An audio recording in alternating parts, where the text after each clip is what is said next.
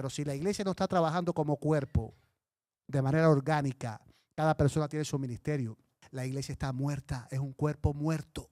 La iglesia es poderosa si sus miembros son órganos de este cuerpo y están trabajando en sus ministerios. Ya los que están en este curso han leído el capítulo 2 de este libro, que se llama Cargos y Ministerios. ¿Por qué es importante este tema, cargos y ministerios? Porque hay una tendencia a pensar que si usted tiene un cargo ya está cumpliendo la obra del Señor. Y cumplir la obra del Señor es más que eso. Y en esta noche vamos a estar dejando claro eso por la gracia del Señor. Un día, luego del servicio de adoración, se me acercó una dama para decirme que había regresado.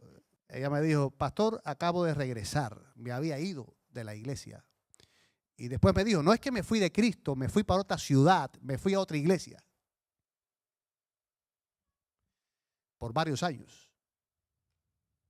Luego de una breve pausa, agregó que la razón por la cual se había ido era porque nunca le ofrecieron qué hacer aquí en la iglesia. Finalmente confesó que no soporta estar inactiva. ¿Qué ustedes opinan de eso? Yo quiero un minuto nada más, no tenemos mucho tiempo, un minuto. ¿Qué ustedes opinan de esa experiencia con ese señor? ¿Qué ustedes opinan de esa manera de pensar de esa hermana? A ver. La mayoría de los creyentes cree que la única manera de ser útiles al Señor es ejerciendo un cargo. Eso lo cree la mayoría. Si yo en esta iglesia me han quitado el yo servir al Señor, no me dan cargo, me ignoran. No puedo servir al Señor, aquí no me dejan servir al Señor. La idea de que si no me nombran, me están dejando sin algo que hacer para Dios, como también su contraparte, que lo único que hay que hacer en la iglesia es cumplir con el cargo que me asignen, es otro de los problemas de esta forma tradicional de pensar. Por otro lado, y escuchen bien esto, la Biblia es clara al afirmar que la labor de los creyentes, labor que Pablo llama la obra del ministerio, consiste en que cada uno ejerza el ministerio al cual Dios le llamó. Y esto no tiene nada que ver con los nombramientos, pues es el resultado de un proceso. Voy a resaltar aquí la palabra proceso entre Dios y el creyente. Escucha bien. Cuando usted descubre su ministerio, es como un hijo que usted tiene. Miren ahí a esa mamá, flamante mamá. Ella anda con su niña para todas partes. Y cuando está trabajando que no la tiene, la está extrañando, ¿sí o no? Extrañando a su bebé. ¿Por qué? Porque esa criatura se formó en su vientre. Es el resultado de un proceso de amor entre su esposo y ella, que se lo pidieron al Señor. Y por eso un hijo es tan importante. Cuando usted descubre su ministerio, usted se da cuenta que su ministerio es algo que Dios se lo dio. El que usted descubra su ministerio es el resultado de un proceso entre Dios y usted. Un ministerio no es que yo te diga, mi hermano Joel, usted ahora se va a dedicar a atender aquí a los que están deambulantes por aquí. No, eso no es un ministerio para él. Eso surgió porque yo se lo impuse. Cuando usted lo descubre porque usted está en contacto con Dios, usted se lo está pidiendo, usted está buscando, Señor, dime qué puedo hacer para ti. Y usted descubre lo que Dios le ha llamado a hacer. Usted dice, eso yo lo concebí. Eso es una concepción entre Dios y yo. Entonces, sea que el creyente sea nombrado para desempeñar un cargo o no, no le preocupará. Pues él ya está ocupado en el servicio del Señor. Miren este planteamiento. Los que fueron llamados a desempeñar una función designada por la iglesia ya estaban ejerciendo sus ministerios personales cuando fueron nombrados y continuaron ministrando al mismo tiempo que ahora ejercían sus cargos. Por ejemplo, tenemos el caso de Felipe el evangelista. Felipe, miren ustedes. Dice que, pero cuando creyeron a Felipe, que anunciaba el evangelio del reino de Dios, por eso es evangelista. ¿Por qué es un evangelista? Porque él anunciaba, ¿qué cosa? El evangelio del reino de Dios. Felipe se dedicaba a anunciar públicamente el evangelio del reino de Dios. Por eso es llamado evangelista. Pero cuando creyeron a Felipe, que anunciaba el evangelio del reino de Dios y el nombre de Jesucristo, se bautizaron hombres y mujeres. Vean este otro texto. Miren lo que dice aquí. Entonces Felipe, abriendo su boca y comenzando desde la Escritura, le anunció el Evangelio de Jesús. Ese es el ministerio de Felipe. Pero Felipe se encontró en Azoto y pasando anunciaba el Evangelio en todas las ciudades hasta que llegó a Cesarea. Miren este otro texto. Y la gente unánime escuchaba atentamente las cosas que decía Felipe, oyendo y viendo las señales que hacía. Yo pregunto, ¿alguien nombró a Felipe para que él hiciera esto? La iglesia de Jerusalén se reunió y dijo, Felipe, hace falta un evangelista. Nombramos a Felipe. ¿Alguien lo nombró? ¿Quién lo nombró? Dios lo nombró. ¿Cómo es? Dios lo nombró. Ahora, ¿cómo le surge ese ministerio a Felipe? En un contacto él con Dios. Dios lo llama a ser un evangelista. Por eso Felipe está todo el tiempo predicando. Ustedes lo ven ahí. En todas las ciudades hablaba con pasión, con el poder del Espíritu, porque es su ministerio. Ahora miren ustedes, agradó la propuesta a toda la multitud y eligieron a Felipe. ¿Lo eligieron para qué? Para que fuera un diácono. Felipe estaba predicando, y miren ustedes, no crean que Felipe era un viejo cuando estaba predicando. Felipe era un jovencito. Se cree que Felipe fue el que llevó el evangelio a Jope y que Tabita se convierte al cristianismo por el evangelismo de Felipe. Pero ahora Tabita dice, yo no sé, yo no puedo ser un evangelista como Felipe. Pero Dios le dijo, tú no tienes que predicar con la boca, tú vas a predicar con las manos. Y tú vas ahora a hacer un ministerio para alcanzar a la gente aquí, diferente al de Felipe. Pero Felipe tenía su ministerio. Y ahora Tabita tenía el ministerio de ella. ¿Cómo lo descubrieron? En un contacto con Dios. Dijo, Señor, ¿qué tú quieres que yo haga? El ministerio no puede ser una cosa impuesta. No es que yo como pastor te diga, usted dedíquese a esto. No, usted tiene que descubrirlo, tiene que concebirlo en su intimidad con Dios. Y cuando usted lo descubre, usted dice, ese es mi ministerio. Ese es mi ministerio. Yo no sé cómo Edith descubrió su ministerio. Un día nos lo contará seguramente en algún momento. Pero ese es su ministerio, ¿verdad? Es una concepción que usted tuvo en su contacto con el Señor, ¿verdad? Y Dios la ha ido capacitando cada vez más. Le ha dado más destreza, le ha dado nuevas canciones, le da nueva pasión para hacer ese ministerio para Dios. Ahora fíjense ustedes, unos 23 años después, ¿cuántos años pasaron? 23 años. Miren lo que pasó. Al día siguiente, continuamos hasta Cesarea. Este es Pablo, Lucas y un grupo de personas. Al día siguiente continuamos hasta Cesarea y nos quedamos en casa de Felipe. Pablo iba hacia Jerusalén y de paso pasan la noche en casa de Felipe. ¿Quién era Felipe? El evangelista. Uno de los 7 hombres que habían sido elegidos para distribuir los alimentos. Es decir, uno de los 7 diáconos. 23 años después, Felipe sigue siendo evangelista. Felipe está predicando por todas partes, porque Dios lo ha llamado. Un día, la iglesia de Jerusalén se reúne, están buscando 7 diáconos, y alguien dice, yo propongo a Felipe.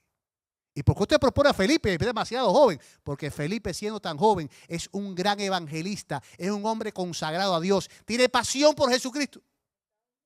Está ungido por el Espíritu Santo. Y la iglesia dijo, ok, estamos de acuerdo que Felipe sea nombrado. Agradó a la propuesta a toda la multitud y eligieron a Felipe. Ahora Felipe tiene un ministerio y tiene un cargo en la iglesia. Escúchame bien. Ahora Felipe tiene un ministerio y tiene un cargo en la iglesia. Alguien podía pensar, es que Felipe dejó el ministerio. Ahora Felipe, bueno, Señor, ya mira, tú me has complicado la vida ahora con este cargo que me dieron en la iglesia. Ahora yo no puedo salir a predicar. No, señores, no. 23 años después todavía Felipe era el evangelista. Amén. Felipe pudo tener un cargo en la iglesia y también seguir ministrando. Es fundamental que la iglesia comprenda esto. Quiero que se lleven eso esta noche ustedes para su casa. Usted está llamado a descubrir su ministerio. Usted no está en esta iglesia para que le dé un cargo. Los cargos son circunstanciales. Es más, miren, no hay prueba de que en la iglesia primitiva lo daban por un año. Posiblemente Felipe, 23 años después, todavía seguía siendo diácono. Yo no se lo puedo garantizar, decir porque no está revelado. Pero en la iglesia adventista, ustedes saben que los cargos son por un año. Máximo 2 si se tomara ese acuerdo, pero normalmente es por un año. Hay personas que se ofenden cuando al año no lo nombran. Pero yo quiero, en el nombre del Señor, derribar esa mentalidad. Usted, Dios, es quien se encarga de darle una responsabilidad que se llama su ministerio. El ministerio es algo que usted lo concibe con Dios, en la intimidad con Dios. Cuando usted tiene ese hijo suyo que se llama ministerio, usted es feliz aunque no lo nombren para nada. Usted está ocupado con gozo en algo que a usted le gusta porque fue producto de una relación de amor entre Dios y usted. Felipe estaba predicando y cuando le dieron un cargo lo que le hicieron fue complicar la vida. A Felipe le complicaron la vida, pero como ama al Señor tanto, él dijo, yo lo acepto. ¿Está claro? Es decir, Felipe estaba predicando la palabra. Estaba emocionado y Dios se lo llevaba para Samaria, se lo llevaba para Azoto. Le dijo un día, predícale a aquel hombre que viene en el carro, aquel. Y se lo llevó para aquel lugar en la intercesión. Ahí lo consiguió, le predicó, lo bautizó. Después se lo arrebató el Señor para otro lugar a seguir predicando. Él estaba ocupadísimo, su agenda ocupada para Dios. A él no le hacía falta que lo nombraran para nada. Es más, le complicaron su vida. Cuando la iglesia le mandó un WhatsApp diciendo, Felipe, la junta, la iglesia de Jerusalén te está nombrando para que seas diácono. Y Felipe dijo, me están complicando la vida. Yo estoy bien ocupado para Dios. Pero como él amaba al Señor, dijo, si la iglesia me necesita para que yo además haga esto, también lo hago. Amén. En resumen, yo le voy a dar a 2 personas que quieren hablar. En resumen. La iglesia es un cuerpo. En el cuerpo está el corazón, el hígado, el vaso, los intestinos, el colon, la vejiga, los riñones, etc. Cada parte del cuerpo tiene su función que Dios se la dio. Dice Pablo, así es la iglesia. Cada miembro de la iglesia, que la iglesia se llama el cuerpo de Cristo, cada miembro de la iglesia tiene una función. No está hablando de nombramientos en la iglesia, está hablando del ministerio que Dios te da. Cada hermano debe saber que tiene un ministerio que Dios le da o le va a dar. Usted debe descubrirlo. Obvio, para eso Dios tiene líderes movilizadores y para eso se están preparando muchos aquí. Para ser las personas que movilicen a la iglesia, las concienticen, le ayuden a encontrar su ministerio. Sean los parteros de ese ministerio que está concibiendo el Señor en su corazón. Amén. Un principio guía para los nombramientos. Estos cargos, la iglesia primitiva nombró ancianos y diáconos. No nombró a más nadie. ¿Y por qué nombró a ancianos y diáconos? Por la necesidad. Noten esa palabra, necesidad. Las necesidades de la iglesia local traen cargos. Traen cargos.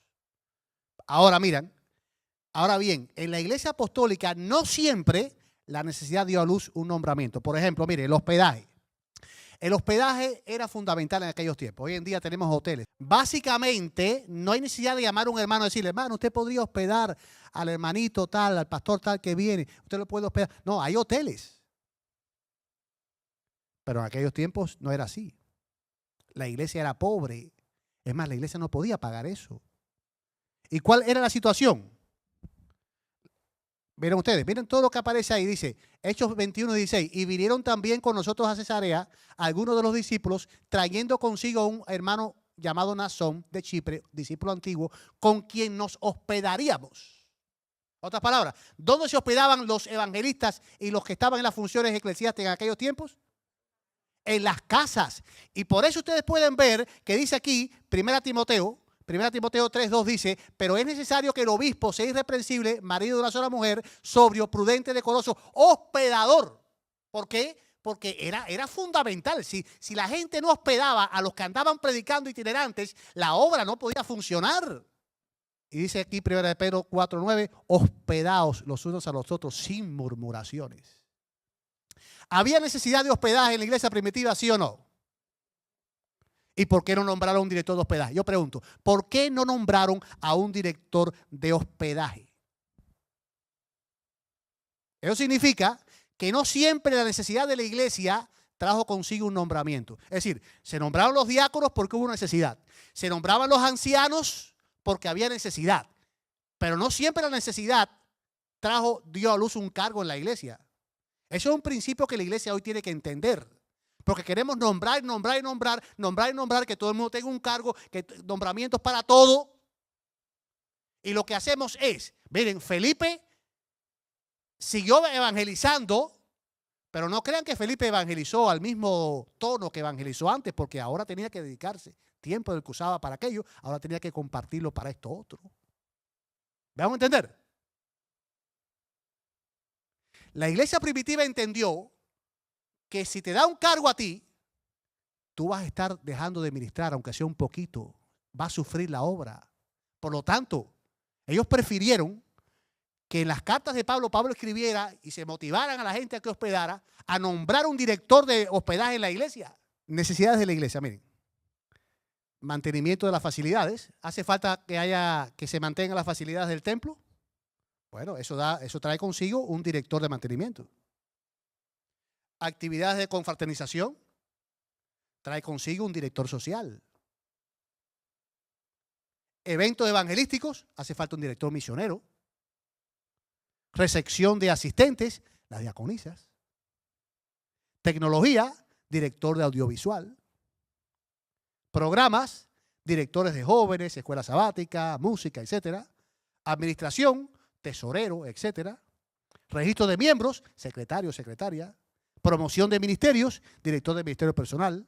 Seguridad, director de seguridad. Es decir, son necesidades que la iglesia tiene, necesidades de la iglesia que traen consigo cargos. El manual de la iglesia es bien claro al decir que la junta de nombramiento, la comisión de nombramiento debe analizar las necesidades de la iglesia para nombrar. Pero a veces queremos nombrar todos los cargos que aparecen ahí en esa lista porque el manual lo dice. Pero se nos olvida que eso es ilustrativo. Y tenemos que seguir el principio bíblico de que se nombre a la menor cantidad de personas posibles. ¿Por qué? Porque eso no es lo único que hay que hacer en la iglesia. Lo fundamental de la iglesia, lo que nos hace iglesia, no es que haya un director de tal cosa. Lo que nos hace iglesia es que tú y yo y cada persona aquí tenga un ministerio y esté ministrando. Miren, ¿cómo surgen los ministerios? Ya vimos cómo surgen los cargos. Los cargos surgen porque hay necesidades. Si aquí, por ejemplo, miren, atención. Hace poquito yo conocí una señora. Ella vive en Islas Vírgenes, las Islas Vírgenes Americanas, en Saint Croix. Ella vive allá. Y yo me la presentaron, hablé con ella por teléfono, me contó su testimonio, como 2 horas estuve al teléfono con ella ya contándome su testimonio poderoso. Le pedí que lo grabara. La prueba todavía no lo he podido hacer, pero me lo ha prometido. Porque ella también sufrió de cáncer. Y es espectacular lo que ella ha pasado.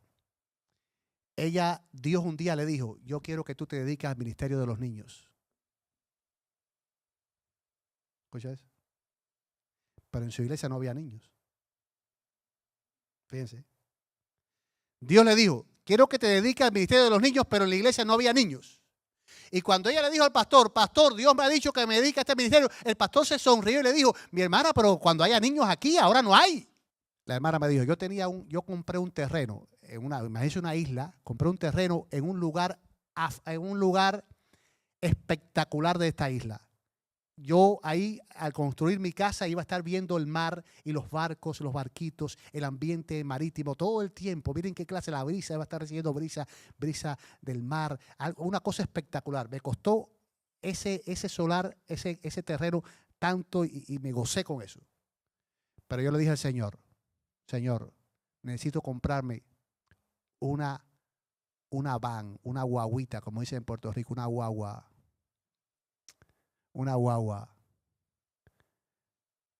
para transportar a los niños que tú me vas a conseguir. ¿Y saben qué hizo la señora?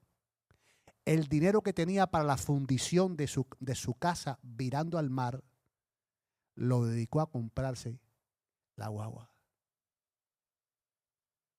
Wow.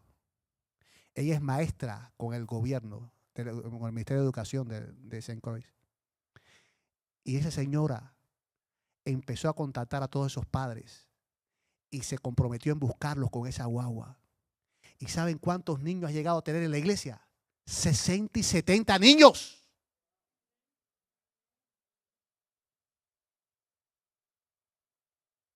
Ese es su ministerio. Eventualmente la iglesia la nombra para que sea directora de ministerio infantil. Pero ahora eso es un cargo, pero coincide con su ministerio. Porque eso de ella es su ministerio que se lo dio Dios. ¿Me están siguiendo, hermano? No es un cargo. Ella mañana podrá nombrar a otra persona que llegue y para que sea la directora. Pero ella va a seguir con su ministerio. ¿Por qué? Porque Dios se lo dio. En otras palabras, hermanos, las necesidades traen también ministerios. Miren, la comunidad es la fuente de los ministerios de la iglesia. Atención, esto es clave y con esto voy a terminar. La comunidad es la fuente de los ministerios de la iglesia y debe ser la comunidad. Yo pregunto, ¿cuál es la comunidad de la iglesia? Marquen, para que ustedes me ayuden a marcar. El vecindario del templo, mi vecindario, mis compañeros de mi trabajo de estudio, todos los anteriores. A ver, ¿cuál es mi comunidad? Todos los anteriores. Mi comunidad, la comunidad nuestra, es el vecindario del templo. Número 1. Toda esta gente que vive aquí alrededor son nuestra comunidad. Número 2. El vecindario nuestro, porque tú eres la iglesia, Roxana, allá donde usted vive. Sus vecinos son la comunidad también de esta iglesia. Porque ahí está usted, que es parte de esta iglesia. Amén. Donde usted está viviendo, su comunidad es parte también de la comunidad de la iglesia. Sus compañeros de trabajo también son parte de la comunidad de la iglesia. Es decir, todo eso es la comunidad. Ahora, ¿cómo detectar las necesidades de la comunidad?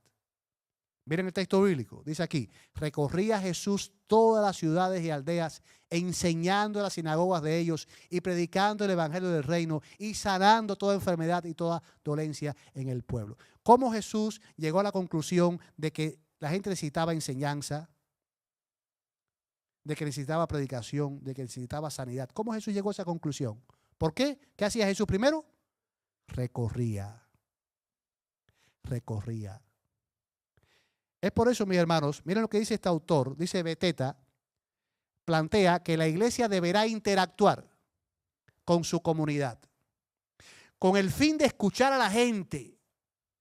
En otras palabras, que para conocer qué está afectando su bienestar, es necesario entrar a conocer la forma de vivir en el vecindario.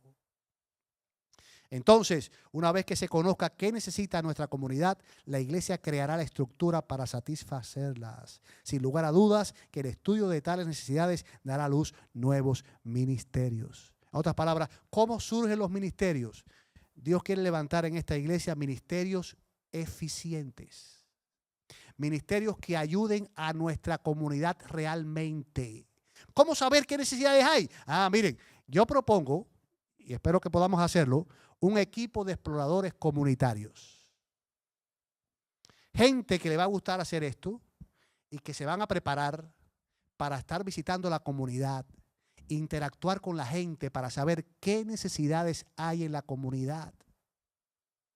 Una vez que estos exploradores comunitarios, junto contigo, que tú vas a conocer tu comunidad local allí, tu vecindario, tus compañeros de trabajo, lleguemos a la conclusión de todas estas necesidades que hay, entonces, hermanos, Dios va a levantar ministerios.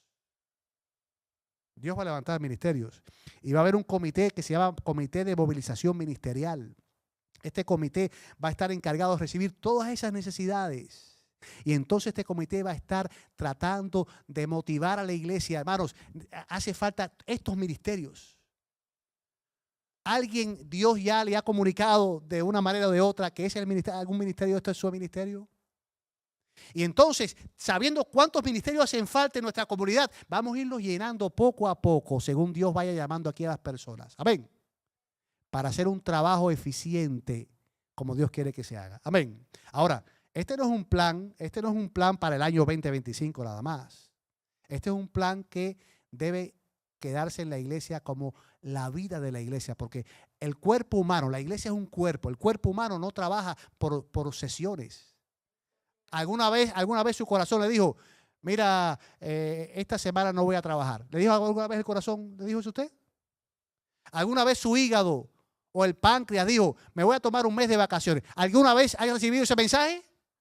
No, el cuerpo siempre está trabajando.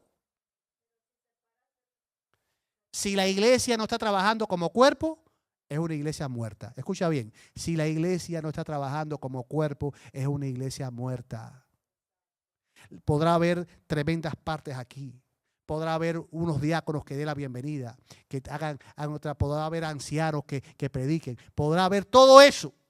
Pero si la iglesia no está trabajando como cuerpo, de manera orgánica, cada persona tiene su ministerio y está haciéndolo, la iglesia está muerta, es un cuerpo muerto. Es duro decirlo, pero es así. Y el diablo nos ha llevado a creer que si la iglesia tiene buena música, se recogen diezmos y ofrendas, está lindo el edificio, tenemos buenos eventos. La iglesia de Melbourne es una iglesia activa, viva. Sí, es lindo eso. Y eso no se puede caer en el nombre del Señor. Pero eso no dice que la iglesia es Melbourne. La iglesia de Melbourne es poderosa si sus miembros son órganos de este cuerpo y están trabajando en sus ministerios. Dice la hermana White, esto se va a lograr, dice ella, si se levanta gente que enseñe, que instruya y que anime. 3 cosas: enseñe, instruya y anime. Hace falta líderes. Y los líderes ya los estamos preparando. Líderes que se van a preparar para animar a otros en grupos pequeños para que puedan descubrir esto, puedan amar esto y puedan dedicarse a esto. Amén.